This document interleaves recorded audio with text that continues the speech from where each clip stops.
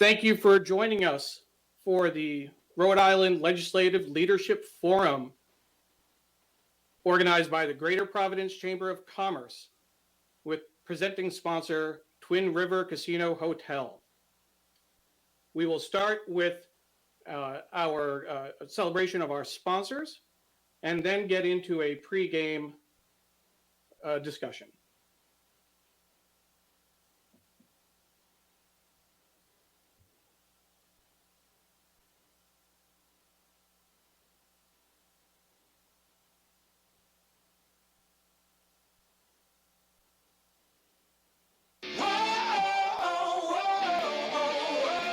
Show me what you got. Let's see what you got. Let's take it to the top. Show me what you got.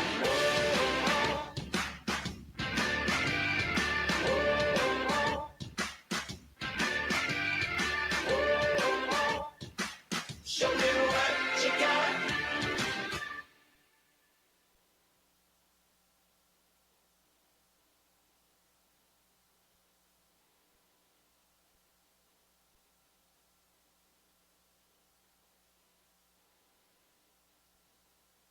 The racial and economic disparities in this country have only been widened by the coronavirus and amplified by the most recent acts of injustice. That's why Bank of America has committed $1 billion over 4 years to address critical gaps in affordable housing, access to healthcare, employment and job skills, and the resources small businesses need to succeed. We can do more to further advance racial equality and economic opportunity for all.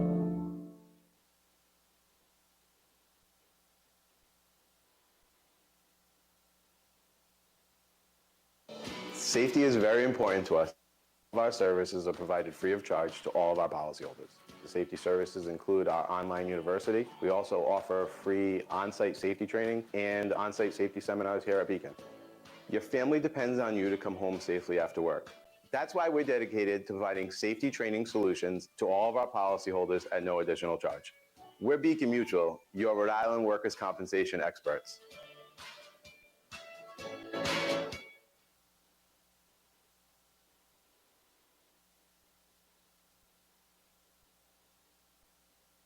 This year, we've been reminded that nothing is more valuable than our health, and that nothing brings peace of mind like knowing someone is there to help.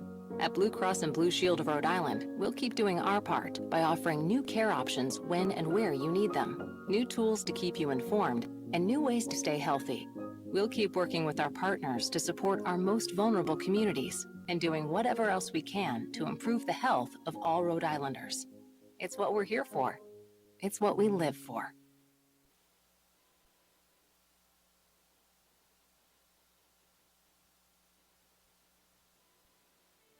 To the IT professionals, enabling companies across the country to work from home and making business as usual out of unusual circumstances.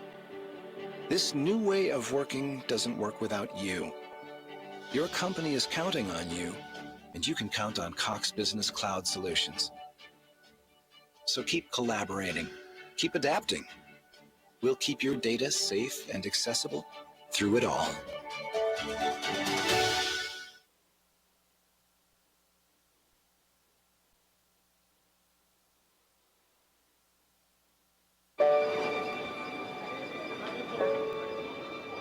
It can be accompanied by laughter or tears.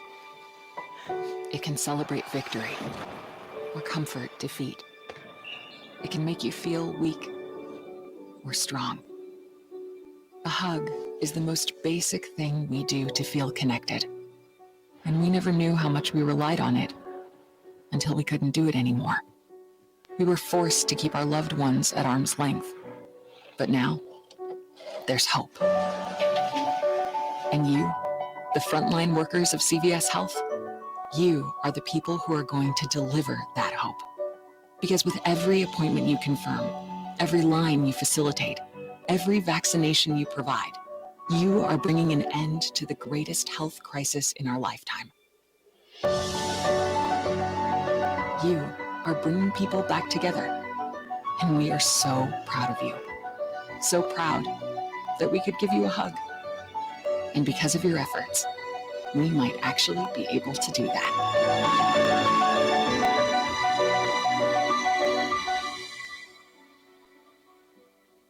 Thank you.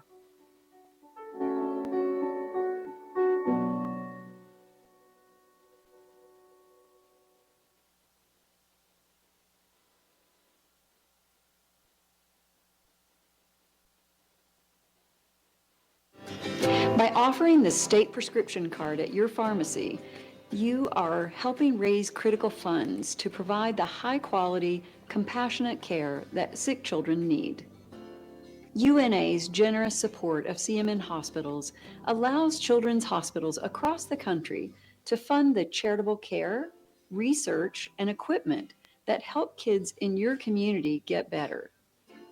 On behalf of the 10 million kids treated every year at CMN hospitals, thank you for your support.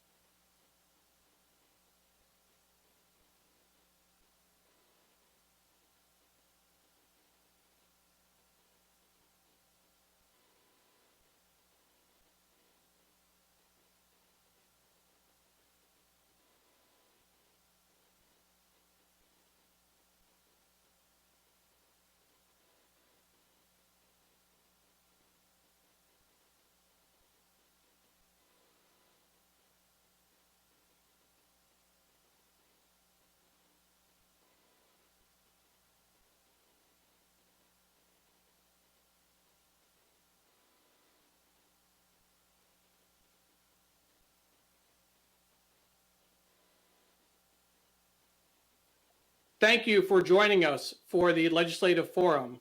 It is now my pleasure to introduce Lori White, President of the Greater Providence Chamber of Commerce, Alden Anderson, Senior Vice President of CBRE Inc., and Sri Srinivasan, co-founder of Digimentors and professor at the Stony Brook School of Journalism. He's also a close friend of the Chamber and has co-hosted several of our events over the past year. Without further ado, Lori, Alden, and Sri. Hello, everybody, and welcome to this year's Legislative Leadership Forum. I am so excited to be able to come to you this afternoon with our program. here on Chamber TV. This is episode 112 of Chamber TV.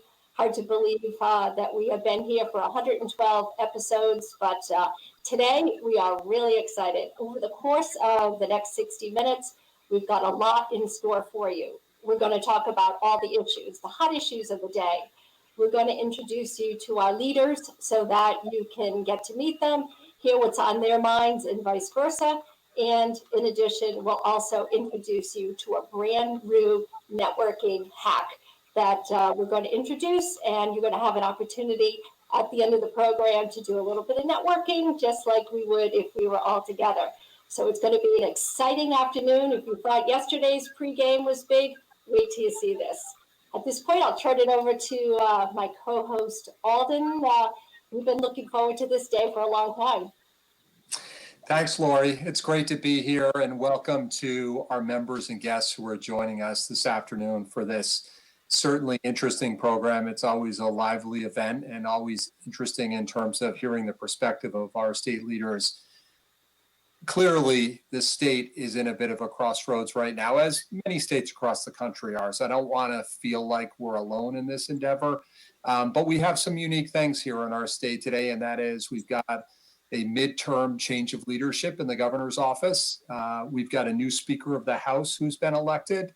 And obviously, we're coming out of what other states are dealing with, as well as trying to bounce back from the pandemic, get through the vaccination process, and then tackle what's clearly going to be a difficult budget season.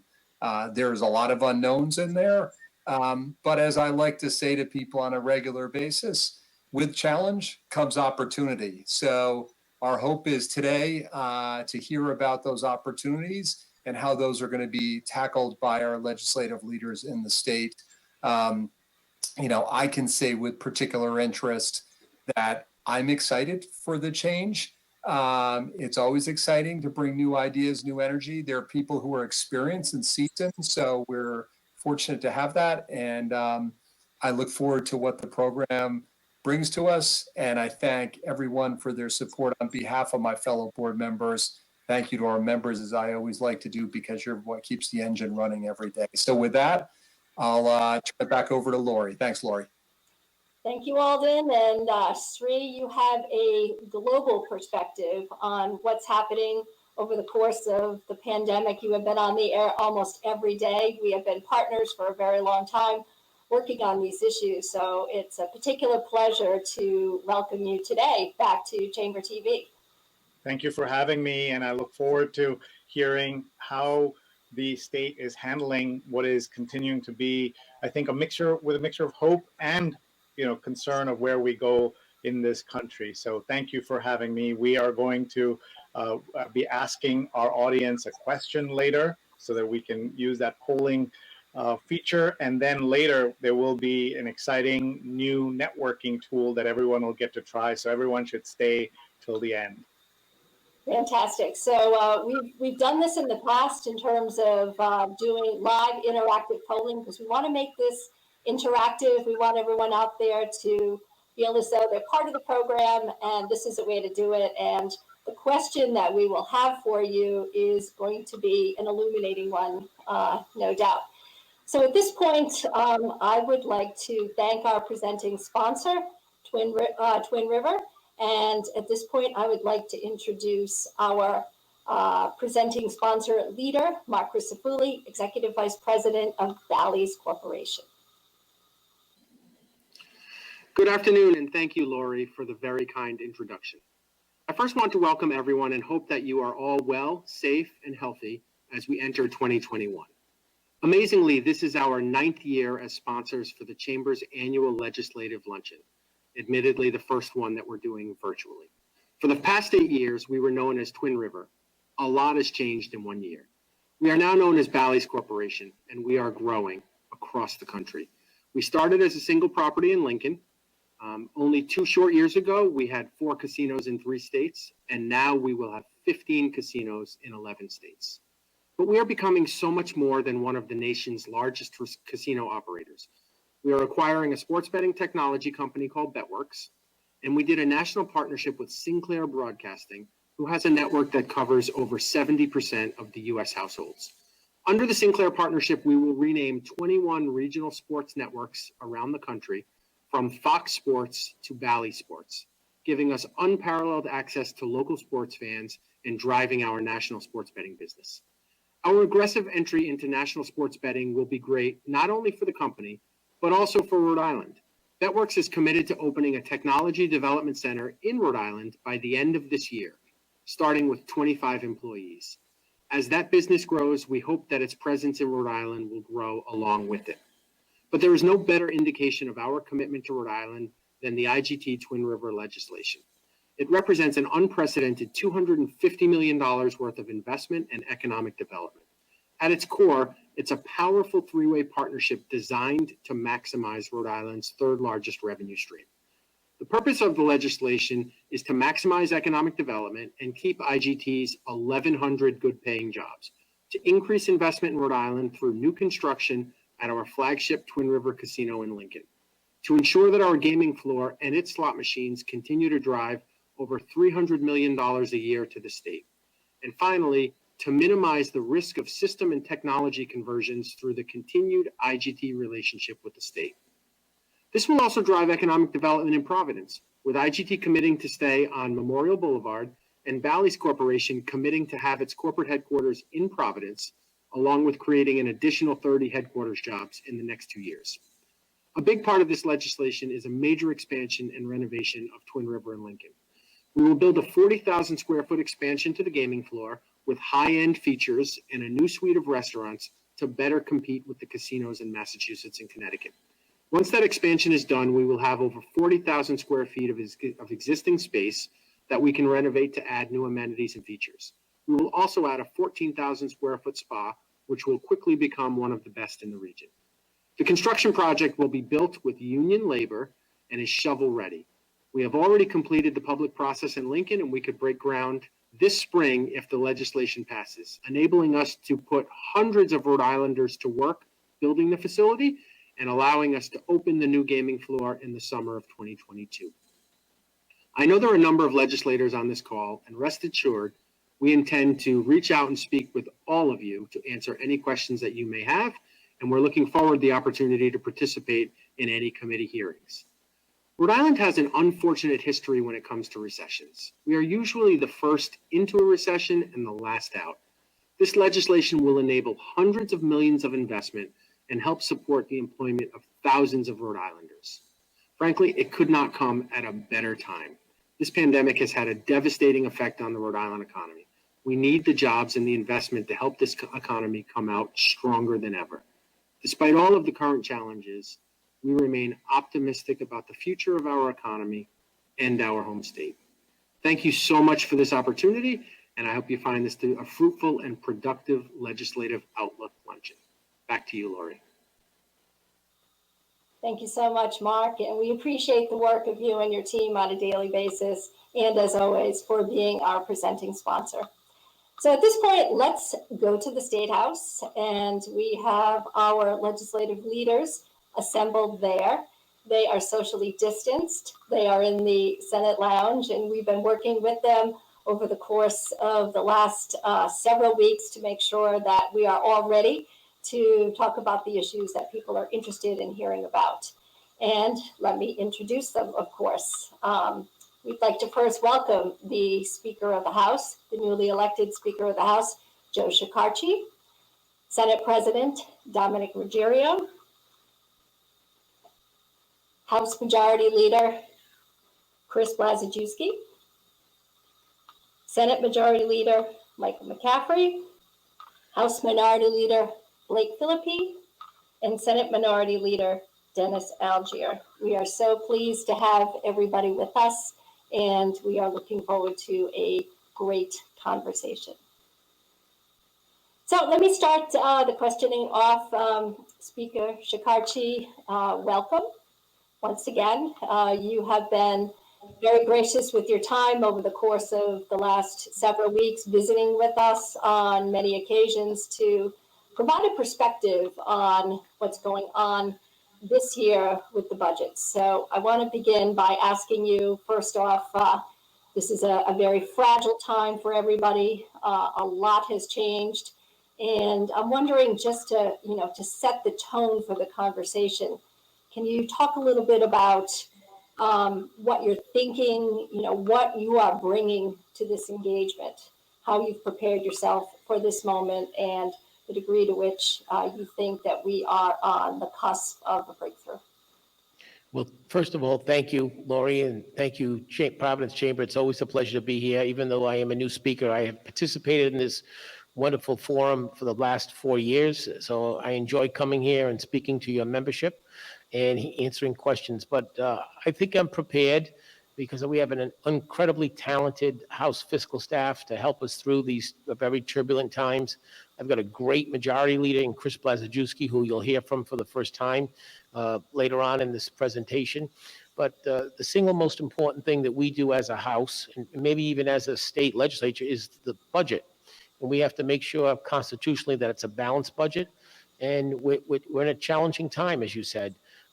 Approximately 6 weeks ago, we passed a so-called skinny budget that got us through to this point. We were operating under a old law, which was a series of 1/12 of appropriations every year based on last year's budget. It was never meant to be the way we should govern. And I was proud that this so-called skinny budget came in that restored a lot of aid that was cut, but did not increase any taxes at all and did not cut any social services. We were able to do that when we were able to plug in a lot of CARES Act money and federal money. We had some guidance from the U.S. Treasury, and we were able to do that. We had some flexibility. We simply do not know what next year is going to look like. The preliminary numbers are not good, to be quite frank with you, projecting about a $500 million deficit.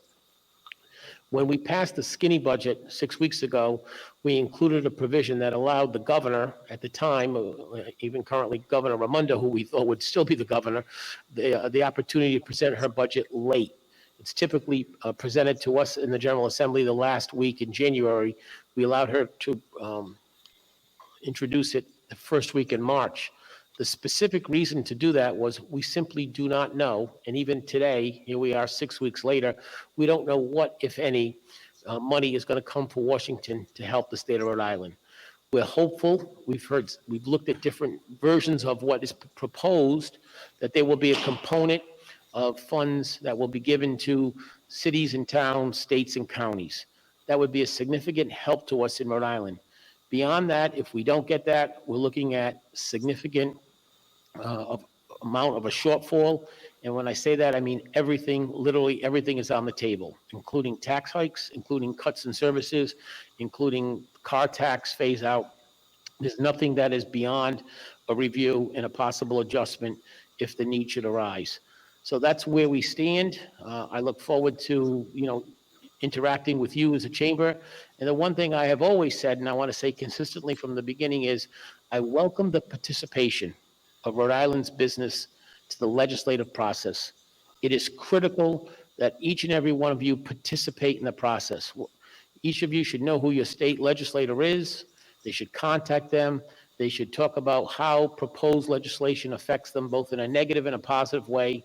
They should be involved here at the State House, either through lobbyists or emails or direct communication with their legislator. It's important that your point of view be heard in the House. We are redefining the House. We'll become a member-driven organization. And it's so important that each member, and I know many of my members are on this call, Zoom call right now, that they hear from the small business perspectives, because a lot of times we don't. We need to have that input to craft good legislation. Thank you, Lori, and I'll be happy to answer any questions you or your membership may have. Thank you, Speaker. We will go back and forth with you, but at this point, I want to bring in the Senate President, President Ruggiero. Nice to see you, Mr. President. And let me ask you your take on the fiscal condition of our state today, and particularly the change in leadership we see within the governor's office, predicted, of course. How has that dynamic changed the way that you and your members are looking at the budget this year? Thank you very much for having me today, Lori. Obviously, there's a lot of uncertainty out there.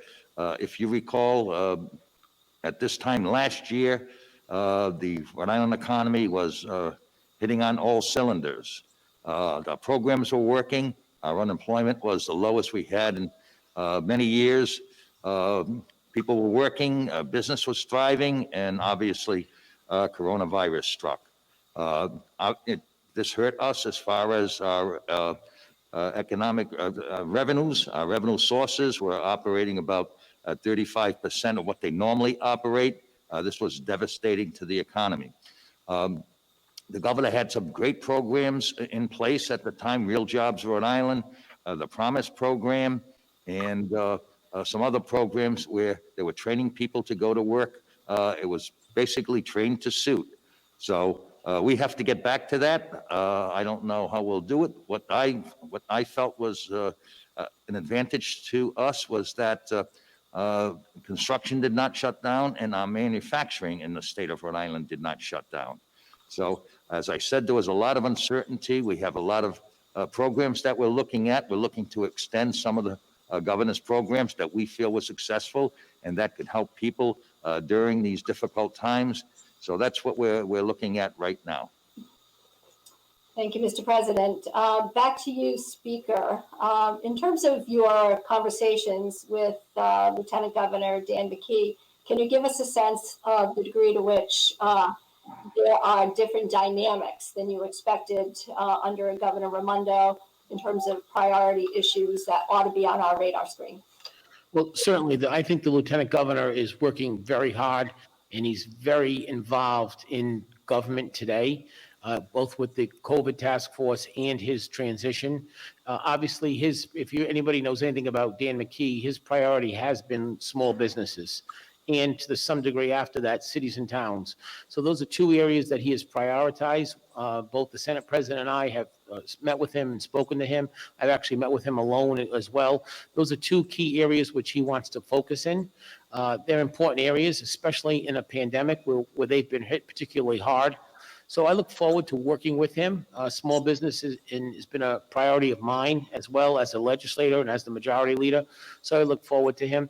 And to his credit, and honestly to their credit, the governor is very much engaged. I know that she's out of the public spotlight right now, but she's continuing to work every day on state government. She's very active. I talk to her frequently, and she's very active with Lieutenant Governor McKee. So they both recognize they want to do what's best for the state of Rhode Island and the taxpayers, and they're both working very collaboratively and very openly together. It might be internalized, but the dialogue is very good, as well as with myself and the Senate President.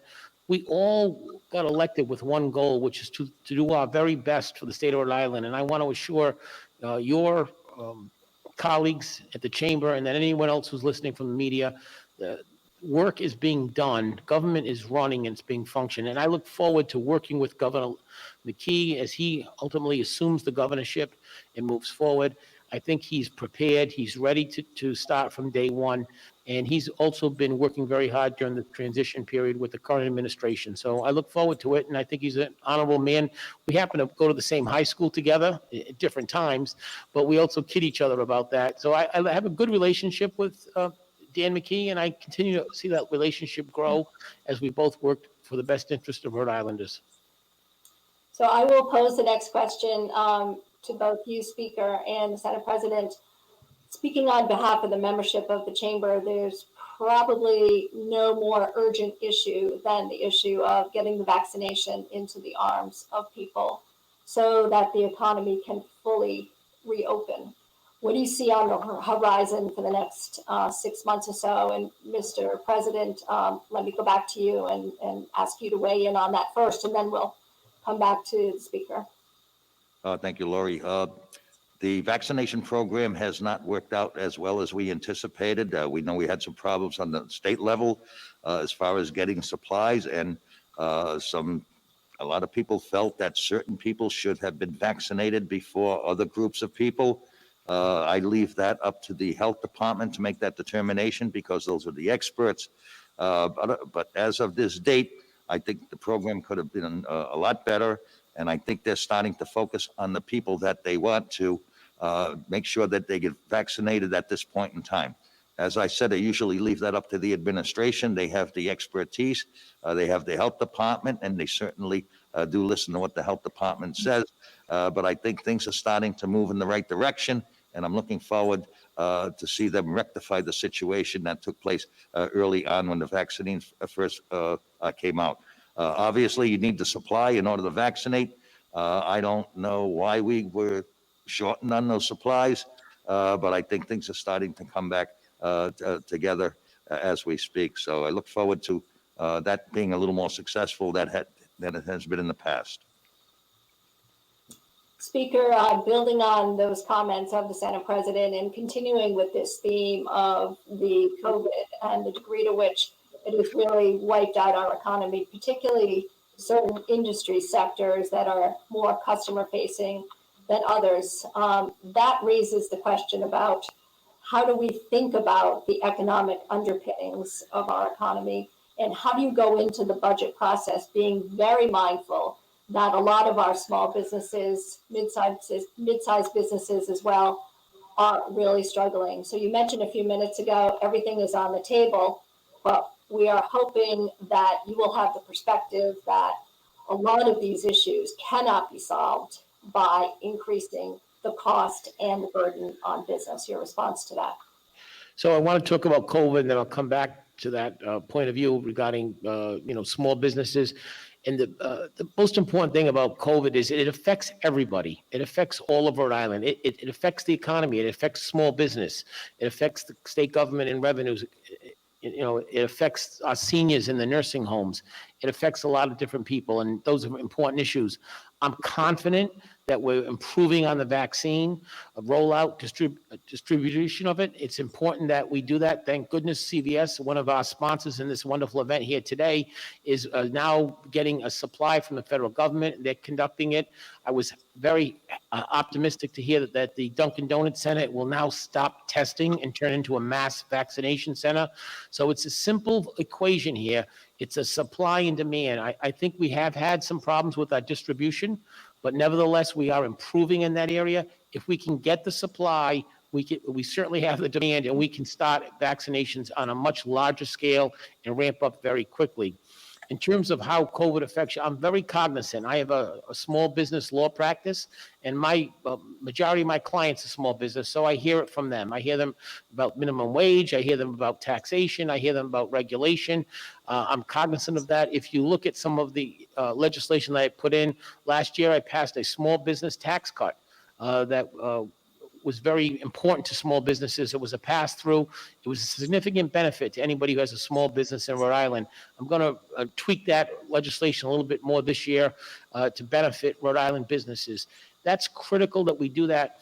But the most important thing, if you're a small business and you're worried about some of these issues you've been hearing about, is you've got to voice your concern to your legislators. Your rank and file legislators, the committee process, whether it's via Zoom or email or in person or a phone call or a meeting at the local coffee shop, you need to engage all of your membership, all of your elected memberships in the House side, the Senate side, to make them aware of how this potential legislation will affect you. On that point, I want to note that we have approximately 66 members of the Assembly with us in addition to the leadership today. So we want to thank everybody for taking the time from the legislative perspective to listen to some of these issues that are so important, in addition to the 550 or so members of the business community that are also dialed in and at the table. So I want to reinforce that, Mr. Speaker, because we have talked in the past about the necessity of being at the table. That's important, and I'm glad you're doing it. And I can tell you to continue it, and you need to be involved in the legislative process and the election process. Elections have consequence and they matter, but at the end of the day, every person who's elected wants to do what they think is best for Rhode Island. And the only way we can do that is to hear from everybody, hear from all points of view, and then come together and craft good legislation. And that's the goal of both the House and the Senate. Before I move on to the majority leaders, I do want to introduce into this conversation what we would consider from a business perspective to be among the most important business climate issues to be debated at the General Assembly this year, and that is the issue around any proposed income tax. We strongly are opposed to the concept of adjusting any of the tax rates that have been in place now for a number of years and that have been adjusted so as to improve our competitiveness as an overall state and to continue to bring jobs into Rhode Island. So there was a very purposeful effort a number of years ago to really think that through, and that's where we are. So, Mr. Speaker and Mr. President, what are the circumstances in which you would potentially rule out having to go to the idea of raising taxes on income? I'll take it if you want that. We would rule that out when we would hear from the business community and we would hear from our fiscal people if there was a need for it, of how much revenue shortfall we had, what the neighboring states are doing. We don't want to have the highest tax rate in New England. That's not a good look for us. It's not a good look for business. So it really comes down to a revenue issue, how much revenue we have, how much of a shortfall we have, what we have to look at to get the revenue, and how it affects the business community, and how it affects job growth in Rhode Island, how it affects, the pandemic has taught us it's very easy to work remotely, to live remotely. And we want to look at all of those factors. But we don't have the answers. We're citizens of the legislature. We have to hear from this, from all stakeholders involved in the debate of tax. We need to hear from the CPA Society. We want to look at our national rankings. It's a very complicated formula, but we're going to look at it, we're going to hear it, and then we craft legislation based on that, or we don't craft legislation. But it's important that your views and the views that if you strongly oppose it, Lori, and your organization strongly opposes that, then you need to, like I said earlier, and I don't want to sound like a broken record, but I will keep saying it, you need to contact every single member of the General Assembly and explain to them why your views matter, what the important part of it, how it's going to affect a certain representative's district or a certain senator's district, how it's going to affect someone's livelihood. Are they going to stay in Rhode Island? Are they going to relocate to a low tax state? Are they going to take jobs here? Or are they going to grow their business here? Are they, if we keep the tax rate stable, are we going to be able to grow the business here in Rhode Island? All those are factors that we look at. And I cannot say with any degree of certainty today that I will or will not make a decision on that, because it wouldn't be unfair to all of the members who just recently elected me, but it's not the way I want to govern as a speaker. I want to hear from all of my members and craft legislation based on what they have to say. So it's the playing field is level, and it's up to you how you can move the football, so to speak, up or down the field. Thank you for that. Mr. President, is it fair to say that we would be in better shape if the federal government, in fact, came through with additional federal aid, which would obviate the need for doing any of these things, which I know none of us really wants to do? Yes, Lori. We don't know what's forthcoming from Washington at this point in time. We know they're discussing that what's going on down there. So it's a little difficult for us to comment. We certainly don't want to raise taxes if we do not have to. We've held the line on taxes for past 5 or 6 years. We've given tax reductions. And we certainly don't want to raise taxes, especially in this economy, especially where people are suffering, especially where businesses are suffering. We certainly don't want to make the situation worse. We're going to take a close look. Many of my colleagues in the Senate feel that we need a fairer tax structure. However, we're going to sit down, we're going to take a look at the whole situation, and we'll make those decisions going forward. But right now, I think the May Revenue Estimating Council will be forthcoming once they meet. We'll have a better handle on how much money we have coming in. Hopefully, the coronavirus disappears, or it at least subsides, and we can get back to living the life like we normally lived before this all happened. So there's a lot of uncertainty out there. We don't know what's going to happen on a daily basis. We really have difficulty planning what's going to happen next week. But I'm optimistic that we can get by this once everyone gets vaccinated and everyone does what they have to, and we can get back to working our economy and starting to build back our economy.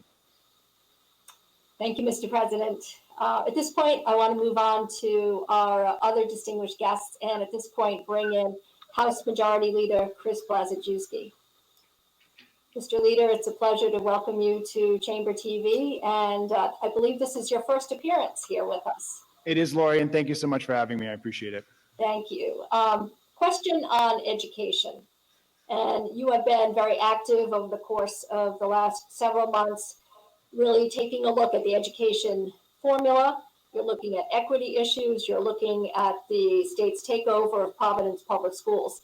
Tell us about your conversations with the Commissioner of Education Angelica Infante Green, and are you satisfied that we are making sufficient progress on education reform? Well, Lori, thank you very much, and I'm happy you've included the issue of public education here in this forum today, because in my view, public education is one of the most important things that we do as a society. Everyone has an interest in having a high-quality public education, and I should say that I'm a product of our public education system here in Rhode Island. I went through the Cumberland public school system. My wife was a product of the public education system in North Providence. My daughter is a first grader in Providence Public Schools. My son will be a kindergartner in a couple of years in Providence Public Schools. But it's not just students, teachers, and educators that have an interest in public education. Everyone does. If we've been through this pandemic, and if we've learned anything, it's that we all have to be in this together. If, God forbid, anyone were to contract the COVID virus that's watching this here today, and we've done everything in our power to try to avoid that, when you go to the hospital, you want to be sure that your doctors, that your nurses, that your CNAs have the best possible education and training. We all want that. So it's an issue that impacts all of us. Make sure that we have the engineers and the scientists and the doctors of the future that can create the vaccines that we're all looking to get as soon as possible.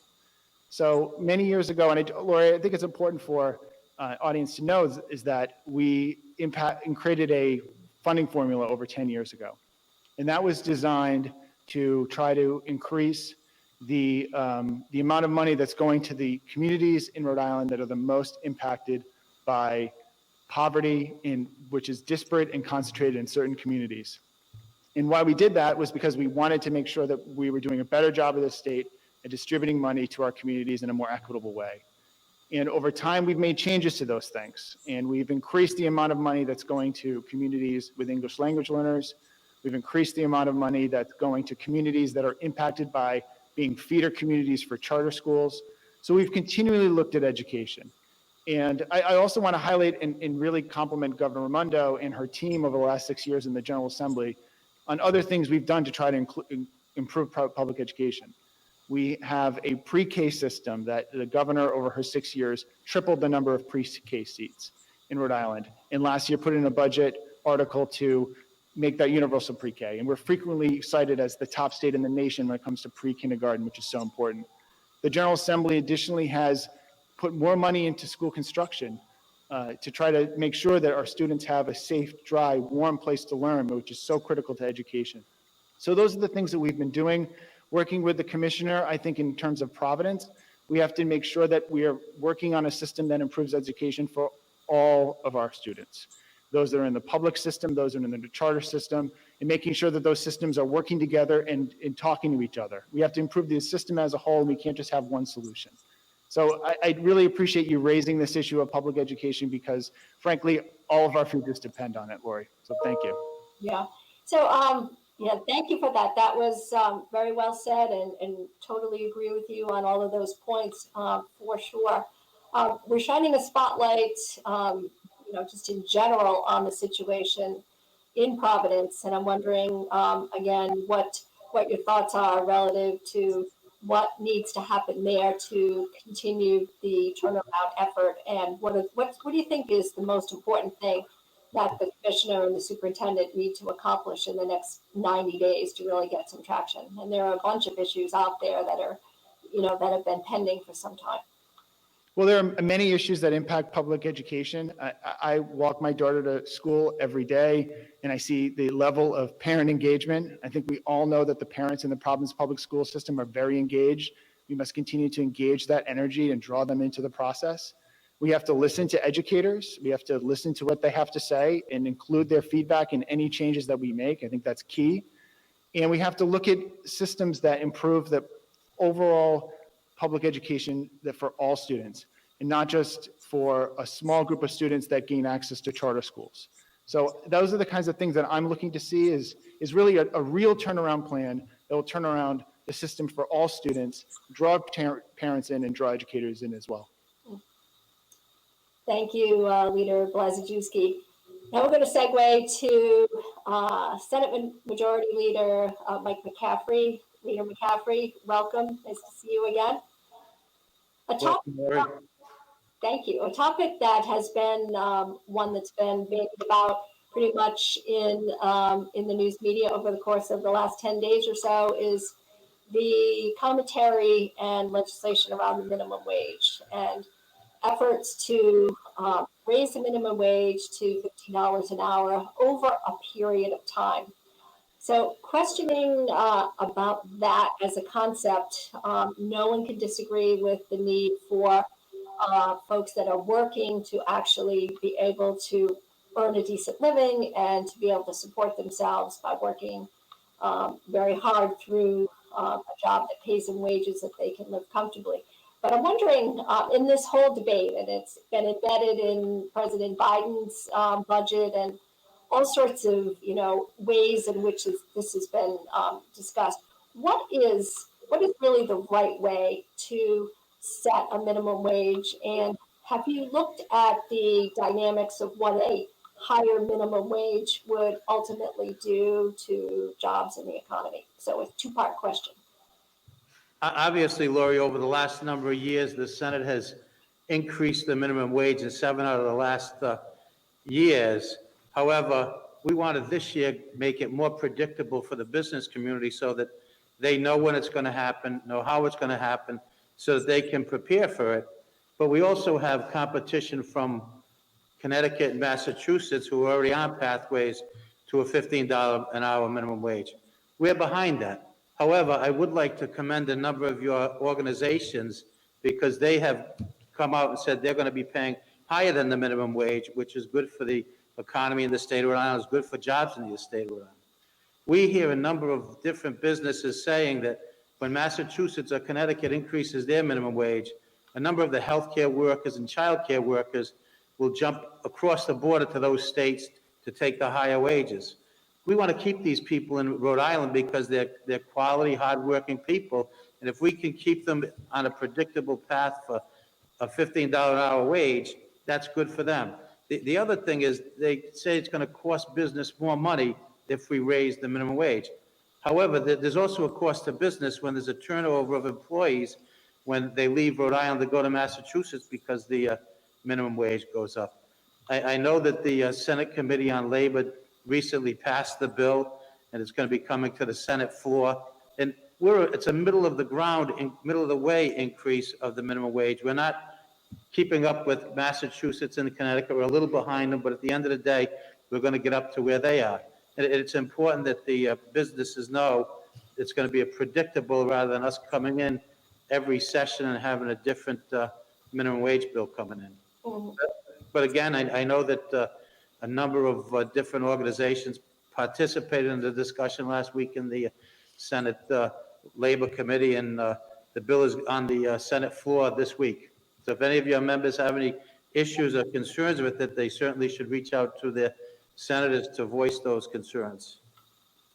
In conversations with our members, many of them say that they have, in fact, have already raised the opening wage, the starting wage, to $15 an hour, and that bonuses have been provided, hazard pay, all kinds of additional extra benefits this year. So a more reliable or overarching way to look at this is to look at total compensation. But having said that, is there something that you have in mind in terms of how the minimum wage ought to be set? Should it be indexed to the CPI? Are there other ways that it can be pegged to a particular dynamic rather than just reacting to what's topical for the day, if you will? I know that there are a number of bills in relative to how we're going to do it. Some want to do a study commission to look at it. Others want to tie it to the CPI when we get to the $15 an hour minimum wage. Those are things that we can look at, and obviously, at some point in time, it may make sense to tie it to some baseline rather than having to regularly come back to the General Assembly to address that. Or if Washington were to do something down in Congress, they'd make it a lot easier for us in the local General Assemblies. Exactly. So it doesn't look as though that is going to be addressed immediately in the Biden budget. So that, again, brings the issue to the forefront here in Rhode Island. And I believe that there is a great deal of sentiment that that this is not the year to do that, particularly when you think about what other influences there are with a heightened minimum wage. You do that, employers all across the board, even those that are involved in the healthcare sector, that rely on Medicaid reimbursement. So you can think about how that wage compression and how the cost of doing business, even for the state itself, can exacerbate an overall budget gap. It's a graduated raise of the minimum wage, so that in 2024, we're at a $15 an hour minimum wage. It's not going to be a $15 an hour minimum wage in 2021. It's going to be 2024. So there are a gradual increase from the current $11.50 to $15 an hour. Thank you, Senator. Let me transition now to the House Minority Leader, Filippi. Mr. Leader, good afternoon. Great to see you again.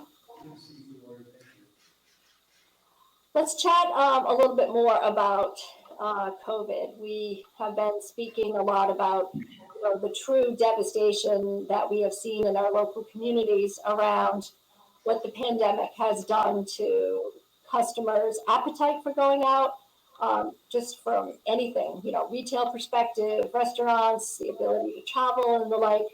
You have been very outspoken about additional need forthcoming, whether it be through the federal government and additional state stimulus for businesses that have really, really suffered as a result of this ongoing pandemic. What have you been working on that respect? And have you been able to generate support among your colleagues for an additional package of this nature? Thanks, Lori. Our perspective was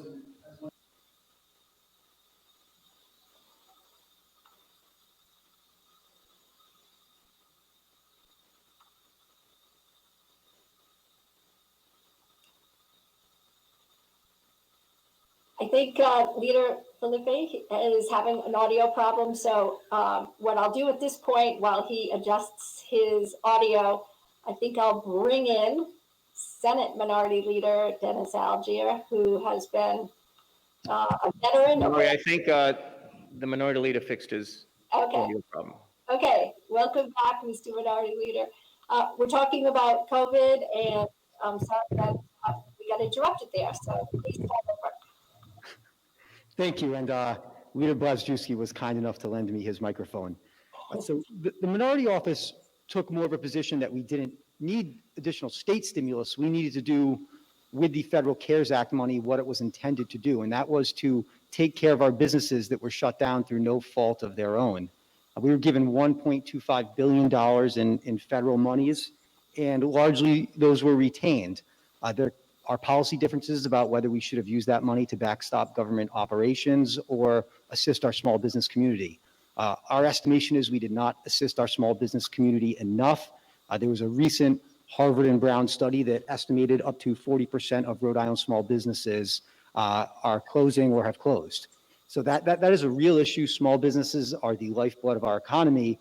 And our perspective is that what we should have done in the past is have more of the federal money go to our small businesses. And if any more federal money comes in the future, we need to focus on taking care of the lifeblood of our economy, which are our small businesses. As it relates to the pandemic response, House Republicans have said that we don't believe we should have 11 months of executive order where we have a governor essentially legislating, doing all our jobs. And so we have proposed legislation that requires that any extension of a state of emergency past 30 days requires action by the General Assembly. Under current law, the only way we can get out of a state of emergency is by the House and Senate each passing a resolution taking us out, or the governor unilaterally taking us out. Our perspective is that the General Assembly should have to affirmatively act in order to continue a state of emergency. In addition to that, we've proposed a joint House and Senate oversight committee. One of our largest complaints was that during the pandemic, the General Assembly didn't conduct oversight of the decisions that were being made. Didn't conduct sufficient oversight of the decisions that were being made by the executive branch, the unilateral decisions. So we have legislation that mandates, that actually creates a joint House and Senate oversight committee and mandates that they conduct oversight within 30 days after the declaration of an emergency. And we think having that interaction of the first branch of government with the executive branch would do a lot better in making sure our regulations are placed appropriately. We feel that when we're looking at distributing federal money, we focus on our small businesses. One of the issues we had as I'm a hotel owner is that there was a hotel program that was created that was just targeted at hotels with 200 plus rooms. I think that only applies to 11 hotels in the state. There were thousands of boutique hotels in this state who couldn't access that program. As to my take on the fiscal condition of the state, we were doing well before the pandemic, but we weren't doing nearly as well as other states. Much of the economic activity we had in the state was downstream of other states. I go up to Boston a lot. There were cranes everywhere. Frankly, the only cranes I saw in the sky in Rhode Island were buildings that had some type of state subsidy or were knocking things down. We didn't have the organic development that we need in the state, and the way we're going to accomplish that is through a tax policy and municipal policies that encourage economic growth, and we just frankly haven't had that for a long time, which is why I'm very concerned about the proposal to increase our top marginal income tax rate. COVID has accelerated the process in this country of us being more mobile. I was having Zoom meetings when I was on vacation and no one even knew. It's going to be happening more and more, and people are going to be voting with their feet more and more than they already have, and they were doing it a lot before COVID. So we need to be highly competitive in this state. We're fighting against Florida's weather as it is, and they don't have an income tax. If we're going to be talking about raising the marginal income tax rate, we should have, I think, frankly, a more honest conversation about it. If you remember back in 2010 and 2011, when we decreased our marginal income tax rate, we also eliminated multiple itemized deductions that you have on your federal net income. That's why now you have two separate net incomes, a federal net income and a state net income. And it's because when we reduced the tax rate, we also eliminated all these deductions that Rhode Islanders could take. So if we're going to talk about raising our income tax rate, we need to talk about putting those deductions back in. And finally, everything we're talking about with economic development is building castles on sand, because the foundation of any strong economy is an educated, critically thinking society. And we need to radically look at the way we are educating our children. We've been talking about it for decades. It is time for parents in failing school districts to be able to get their kids out of that school and into a school that is going to educate their kids so they have a bright future. It's not just an economic development issue, it is a civil rights issue, and we've been failing our children for decades. And it's time for bold critical action because the current system cannot work anymore. Thank you. You bring up a number of issues there, Leader Filippi, that I think warrant follow-up, and I'm really pleased to hear your comments about the income tax hikes and the the devastation of our local economy and how we would be able to digest that. So you're correct when you point out that the tax reform initiatives that we went through a couple of years ago were designed to be revenue neutral. And to get there, we did advocate for the elimination of certain deductions. So that is how we got it to be a revenue neutral place.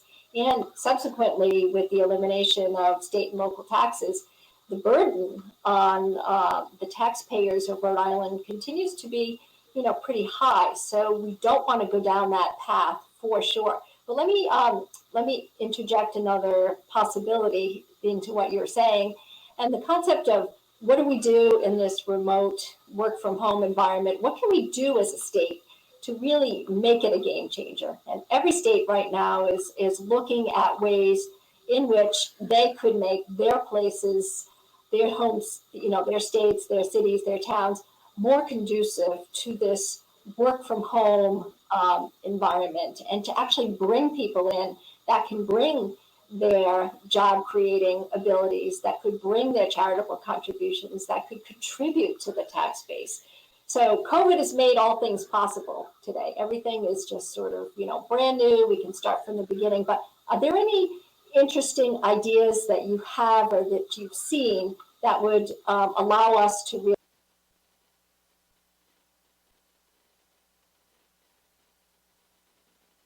today? Everything is just sort of, brand new. We can start from the beginning. But are there any interesting ideas that you have or that you've seen that would allow us to really put forward a really interesting idea to capture population using work from home? So you're going to have to be appealing to not just people's wallets, but their desires. So I don't think there's one silver bullet that will be able to capture this highly mobile society. I think we have to look at everything from education, which we just spoke about, tax rates, but also quality of life. What can we do here in the state to make people want to live here? We do have a wonderful state. Do we need to invest more in our parks? Do we need to have more open space? Do we need to secure people's right to access the shoreline? So if you're trying to capture this highly mobile society, which I think we all want to capture, it has to be a holistic approach. People like to go out. Why are our bars shut? We have a lower transmission rate now than the last time the bars were open. I think the last time the bars were open, we had a 4% transmission rate, and we're down to, I think, 2.2%. Why are our bars not open? People want to live places where you can have fun and enjoy yourself. So it's everything, Lori, from tax policy, which we spoke about, to schools, which we spoke about, and also how can we make sure that people enjoy living in Rhode Island and want to live here and pay taxes here. So there's no silver bullet, but we have to look at everything, and we're prepared to do so. Thank you, Leader Filippi. I'd like to bring in Senate Minority Leader Dennis Algier, a veteran, to this stage. Welcome again, Senator Algier. And continuing on this thread of conversation, what do you think we can do as employers, as an employer community, as state leaders to continue to build on what Leader Filippi was just saying around interesting ideas to bring more tax revenue to Rhode Island to help businesses? Well, COVID certainly has brought some opportunities to the table. There's no question about it. While we all suffer and continue to suffer through COVID, there are many businesses and many new policy decisions that are being made by a number of corporations, mainly private corporations and government entities. But specifically, you wanted me to chat a bit about childcare and the importance of childcare, especially in this COVID environment we're in. While childcare has always been an issue, it's been more challenging this past year, with many families, especially single parents, suffering while they're dealing with problems at home, problems at work, dealing with a tough economy. But what do they do with their children who are home, learning from home? And a lot of businesses have stepped up to the plate. They've come up with some new ideas. They provide parents to work remotely from home. Some companies have provided pods where they can bring their children to work, where they can provide childcare while their parents or their mom and dad are working. There's also some subsidies that private corporations provide to employees for childcare. And I believe there's some COVID money, approximately $22 million that's available to the state for childcare, specifically for any income family, for tuition for children to obtain the necessary childcare. There's a lot we can do, and I think this is an opportunity during these difficult times to come up with some new ideas, challenges, such as working from home, the technology that's provided to the employees that they can work remotely, anywhere in the country for that matter, and certainly provide the business to go on as usual. You know, putting people back to work is very, very important right now. The economy is suffering. It was in tough shape before COVID, and it continues to be in tough shape. We need to bring people back to work. But in order to do that, you do need tools for working families such as childcare. Thank you, Senator Algier. At this point, I want to bring back our co-host, Sri Srinivasan. He's been doing some work on the interactive poll. We have an interesting question, and we bring in this question because the underpinnings are such that it would influence the state budget and its revenue. So over to you, Sri, on the poll. Thank you. And what a great conversation you're having now. We have a poll question for everyone on the show page. You can click on Slido/poll link, or just go to slido.com and enter #ProvChamber to answer the following question. Currently, there is a bill pending before the General Assembly that would legalize recreational marijuana. As long as employers are protected, do you support the legalization of recreational marijuana? Let's watch as the results come in. Again, you go to the Slido/poll link on the show page, or just go to slido.com on your phone or iPad, or on a different tab on your browser, and we can see the results. And here you're seeing 71% to 30%. Let's see if there's a little bit movement here as more people vote, but you're seeing where those numbers are live as our audience is voting. And so you can see the no's are growing a little bit. And I think this is going to be very illuminating for our legislators to hear this this question and the answers that we see here.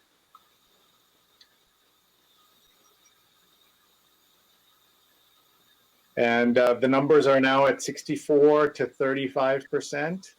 And we'll see how the numbers keep moving there in the next minute or so, and then we will go back to our conversation. So again, go to slido.com and enter #ProvChamber, or please go on the show page and look for Slido/poll, and you will be able to participate. And you can see the numbers there right now. So Sri, I think the concept behind this question is, and let me interject the Chamber's view on this. We are really concerned with the ability for employers to be able to retain the right to govern their own workplaces and set up their own drug-free workplace policies if they feel that is what's appropriate for their particular business. So the question about revenue and whether or not, for recreational purposes, that's outside the confines of what we're talking about from a chamber perspective. What we are saying is any legislation must contain provisions that allow employers to be able to set their own policies for their own workforce. It makes a lot of sense, and we are definitely making sure that that's in the center of this question. As long as employers are protected, do you support the legalization of recreational marijuana? So there we are at 64 to 36% as the numbers that have come in. Thank you very much, Sri. So let me then toss it back to Leader McCaffrey. I know you've been studying this issue very closely. Leader McCaffrey, you are an expert on this subject. Anything there that surprises you? I'd say Senator Miller and I have been working on this issue since President Ruggiero appointed us to work on the issue. But over the last number of years, the General Assembly has made numerous changes to marijuana, whether it was medical marijuana or decriminalization of marijuana. And obviously, at this point right here, a number of states this past election cycle voted to approve legalization of marijuana. And we've been studying it for a number of years, and we hear the different issues that are raised by the different communities of interest. And we know that we have companies like Raytheon. We know that we have companies like EB who have a zero tolerance for that. And we want to try to protect them as best we can so that those businesses thrive in Rhode Island. They have high quality jobs in Rhode Island. However, we do have Massachusetts that's had it for a couple of years now, and people go right across the border and they can buy their marijuana there, or they can get it illegally on the streets of the different cities and towns of the state of Rhode Island. And we're having some of the social impacts of the marijuana, whether it's addiction or serious accidents or breakup of families. And so obviously, one, it is a revenue raiser. Two, we want to be able to make sure that we can protect the businesses as best we can. But also, we're going through a process with a lot of different criteria that we're trying to establish, trying to take the best practices of various states that have the marijuana. Obviously, you look at if someone has marijuana charged against them for simple possession, how's that going to be taken care of if we continue down this road here? Also, how much revenue do we anticipate that it will bring into the state of Rhode Island? Yeah, we think it will bring in revenue, but it's going to help offset some of the social issues as well as other issues that we have to deal with it. Also, legalizing it creates a number of jobs in the state of Rhode Island, and we're looking at different ways to legalize it, how we set up a process there so that there are going to be a number of jobs that are going to come out. There are going to be a number of small businesses that are going to be created out of it. Right now, we see that we have the 3 compassion centers, and there's a number of cultivators that have been created as a result of that. But once we get to this next phase, you're going to really broaden the horizon of individuals who are going to get involved in the business and can get involved in the business. We don't want to have it kept so that it's just wealthy people coming in or people who want to put some money into it. We want to encourage small people, small business people, so there are incentives out there, incentivize them to get into different aspects of this business. But always, we're looking to make sure that the businesses that we have in Rhode Island aren't adversely affected by this. So any input that any members of your organization have with respect to this, certainly you can send them to me and Senator Miller, and we'll try and incorporate as much as we can into the proposed legislation that we're going to be coming up with in the next couple of weeks. And you don't have any objection to baking in those provisions for employers, correct, Senator? I didn't hear the end of that question, Lori. You don't have any objections to baking in those provisions for employers to set their own workplace policies, correct? We want to see if we can help the employers who have those businesses that they want to restrict it. Obviously, Colorado was the first state to do it, and they've had a number of different tweaks in their law over the years to address the employment issues and employers being able to do different things with respect to free workplaces for marijuana. Thank you, Senator. So we are just about out of time, but I did want to flip back to Leader Shekarchi and President Ruggiero just to offer some concluding remarks, and maybe either one of you could touch on a story that caught our attention and was in the news over the weekend about the potential for a mega distribution center off of 295. Does anybody know anything about that? And I'll just throw it open, and then we will say goodbye and move on to the next element of our program. So Speaker Shekarchi, I'll start with you. Thank you, Lori, and thank you for all of your members for having us here today. I do not know anything of substance other than what I have read in the papers and some of the rumors about the proposed of what's potentially going to happen in Johnston. I personally am not involved in the project, but any time any business wants to come to Rhode Island, we should welcome them and make sure that they are good corporate citizens. But we want to encourage new business to come to Rhode Island, whether it's something potentially as big as what's being proposed in Johnson, or I had a chance over the weekend to look with some of my colleagues in the General Assembly and the Pawtucket delegation to look at the proposed soccer stadium that's coming to Pawtucket. It's over $200 million of investment in the city of Pawtucket, private investment. And yes, there is a state component involved for infrastructure, but we need to encourage businesses to come here, and we need to be business friendly for new development. And that can be so many different things regarding regulatory approvals. You know, so much of business obstacles. Everyone in the chamber and in the media want to come to the General Assembly and say, this is a problem. Well, a lot of that exists on a local level. And there's a lot of NIMBY, not in my backyard syndrome throughout the state of Rhode Island, whether it's housing issues, commercial development issues, or all kinds of development. Everyone loves where they live, and they don't want to make sure, they don't want anything to upset the apple cart. We need to be welcoming as a state to new ventures and new ideas and new businesses.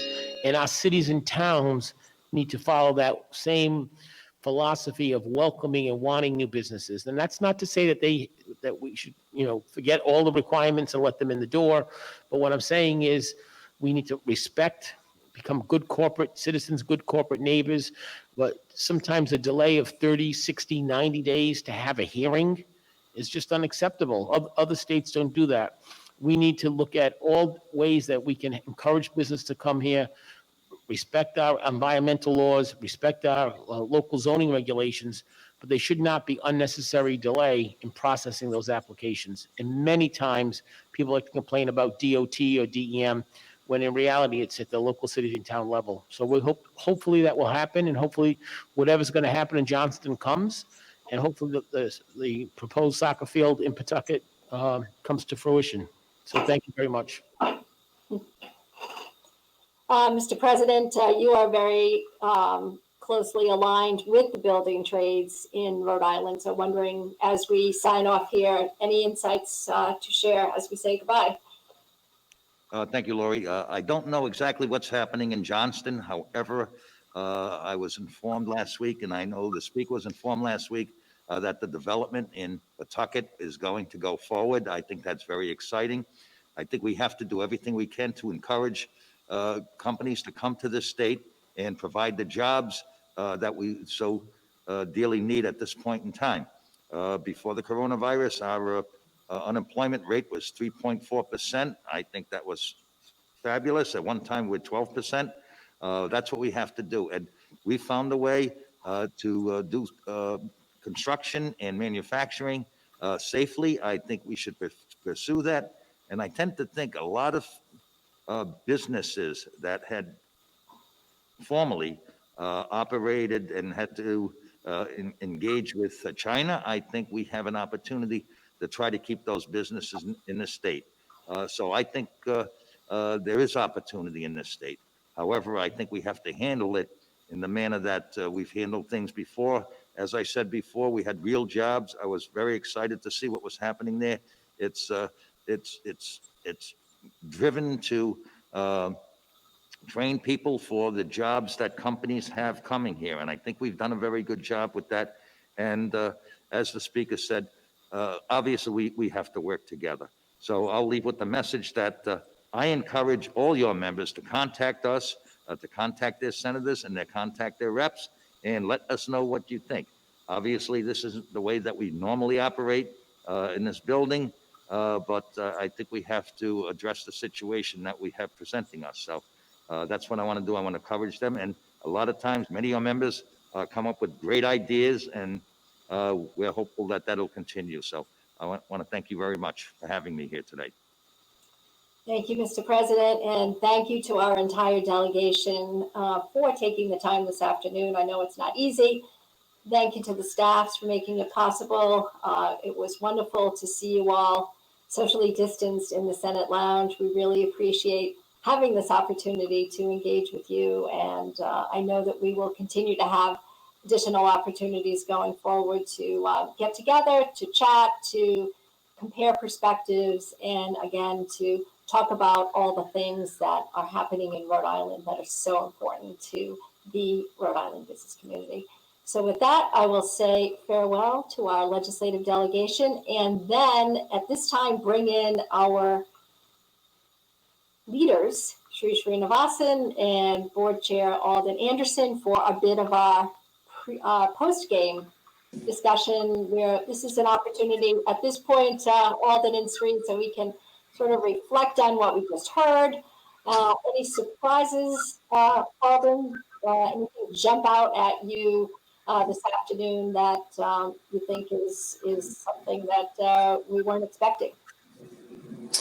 I wouldn't say anything jumped out at me per se. I would say the thing that the speaker was so adamant about in terms of civic engagement, he's talked about this before. He did come short of using one of his favorite lines about what happens if you don't participate.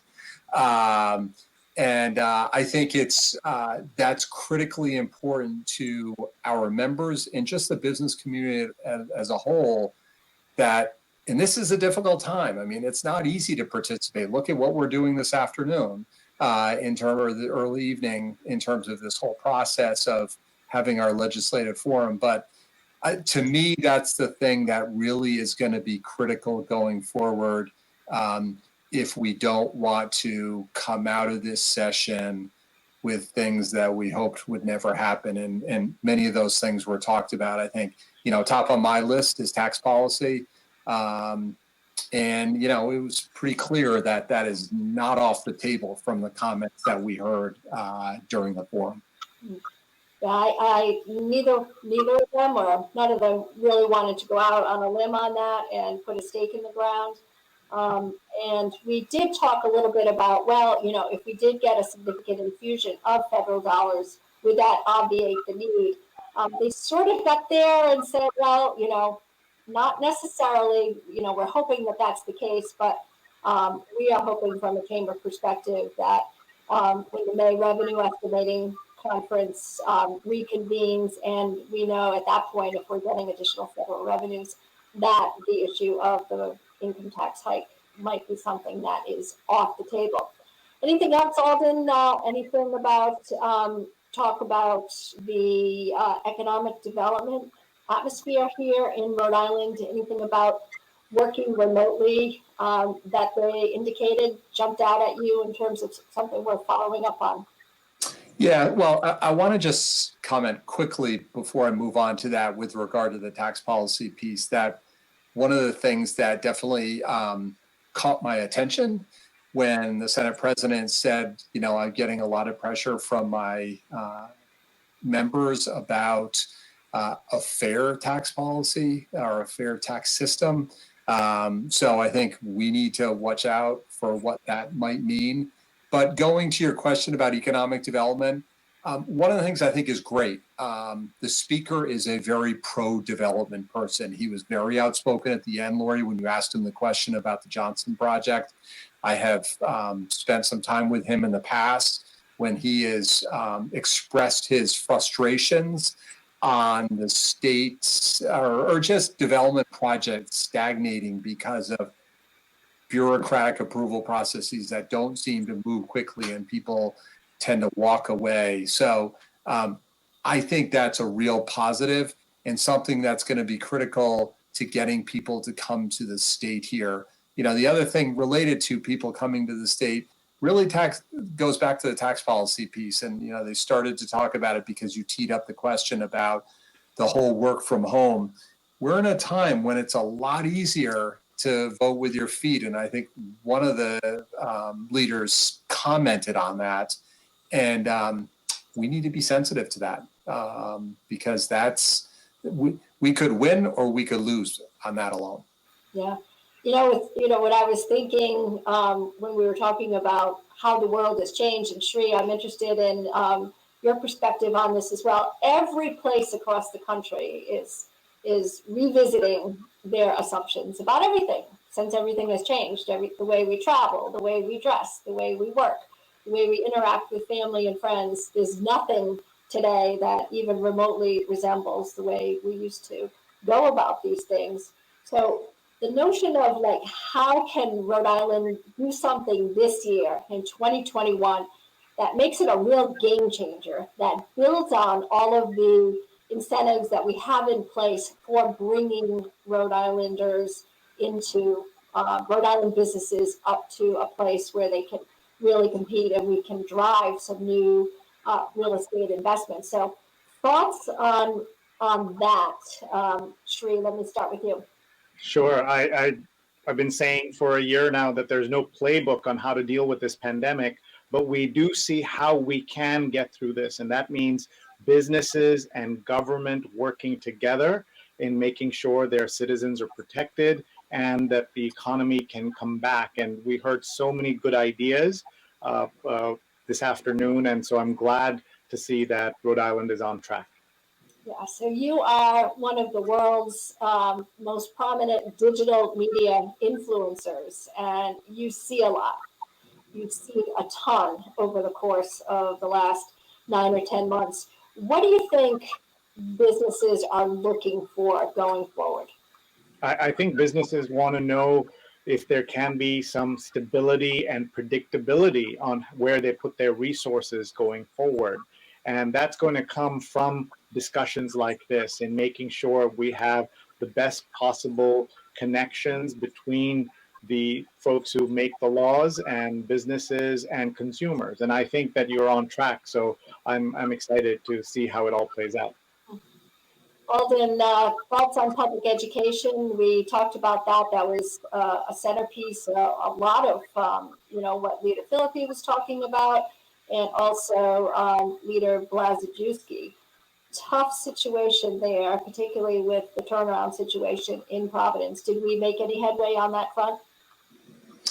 I think I would say this, every time it's talked about and it's brought more top of mind to everyone who may not focus as much on it, they may not have a child in the education system today or be as close to it, we make more headway in terms of making sure the issue is well known. I mean, the comment that I believe it was, I'm not sure actually who it was who said it, but made the comment of building castles on sand.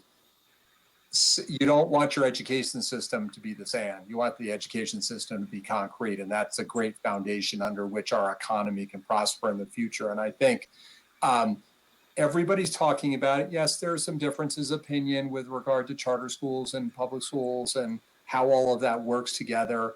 But I am feeling better about the fact that everybody is focused on it and not trying to just kick the can down the road, that everyone seems to be reading from the same playbook in terms, maybe not the same playbook, because probably the wrong term, the same importance of this issue in tackling this issue.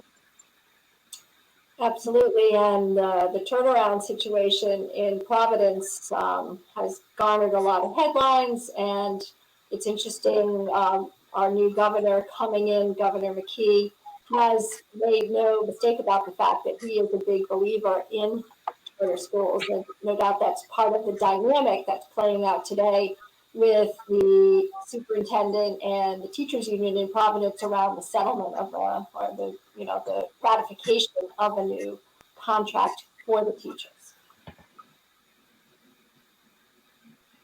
Was that posed to me, Lori? Yeah, Alden. I'm sorry, apologize. Yeah, no, listen, I think there's different perspectives to education, ways to improve our education system. We've been fortunate to have the education commissioner with us a number of times to talk about some of the critical things that need to be fixed in the system. I think she is working extremely hard at this. The outgoing governor, we know this has been a centerpiece. The incoming governor, we know this is important. They may have a little bit of different views, but I think as we press forward, figuring out how we can have a student-centered contract, I really think is the most critical thing we need to do here. Well said. Now I'll turn it over to you three. I know you have some exciting next steps to outline for us relative to this event and the ability for all of us to get together and do a little bit of networking before dinner. Yeah, we wish we were all together so that we could do kind of the old-fashioned networking, but now we're going to try a new tool together that will give you at least some of the opportunity to connect with familiar faces. So we're going to just give you the instructions right now on how you can participate. And thank you, everybody. Do try this out with us.